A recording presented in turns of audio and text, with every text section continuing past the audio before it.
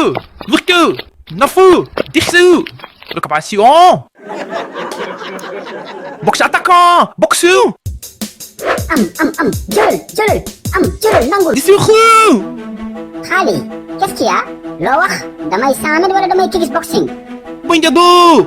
Waa kii lu ko dal yow mu an ma ay Boy Ndiago man kooku dama ko faale man. Hey. Ah bon? Kon yow yaay Souloukhou. Defal ndànk duma Alaaji Souloukhou de.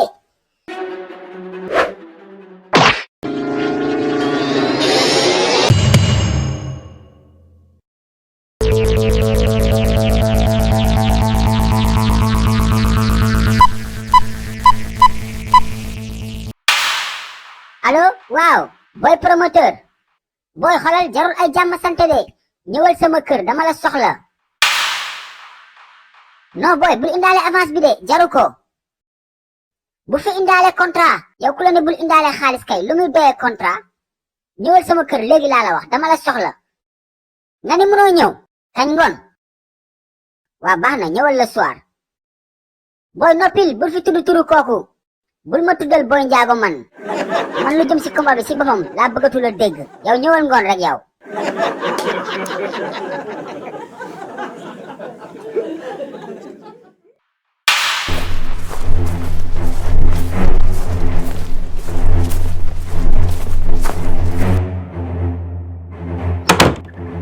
asalaamaaleykum waa góor gi Souloukhou mais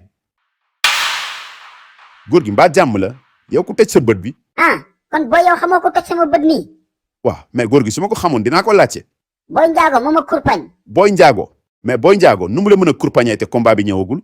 waaye ci may entraîné la ma fekk bett ma dóor ma ci bët kooku loxo yi comme kuuru roof. waaw loolu kay ça fait l'occasion loolu mooy jaay combat bi di paire yow tamit jouru signature bi xoolal bett ko dugal ko coup. dugal ko coup booy bu dee loolu mooy jaral sa combat de kon xamal ni combat bi jaragul yow koo rey nga bëgg man bàyyi naa. bàyyi fan. waaw booy maa bokkoon bokkatuma je démissionne xottil contrat bi. mais kuy fëgg buntu kër gi du def nànk. Boy Ndiago la ñoo ànd mu ngi ci buntu bi di ma xaar. Boy Ndiago. mais kii fu mu jëm yow.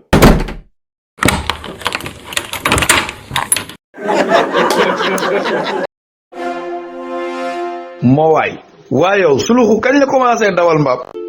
xale yi livre bees génnati la de waaw vacances yi am ngeen lu leen wéetali de ñaari livre Souloukhou yu bees tàq tome 4 ak tome 5 lañ leen indil bii pa da ngay am livre de lecture ak question de compréhension ngeen foog ne foofu la yemul foofu de da ngay amaale livre coloré yaa Souloukhou di coloré Souloukhou di coloré Ndoumbé di coloré Malick ak ñeneen kan nga bëgg coloré yow. Je veux colorier Jackson Birou-Mafé. Jackson Birou-Mafé nga bëgg coloré yow nag kan nga bëgg coloré. Moi, je veux colorier le Tiaya de Souloukhou. yow Tiaya Souloukhou nga bëgg coloré. léegi nag dégg ngeen ko daw leen gaaw wax seen papa yi seen yaay yi seen tante yi seen nijaay ñu jëndal leen livre Souloukhou. numéro baa ngi noonu affiché ci écran bi yéex ñàkk la daw leen.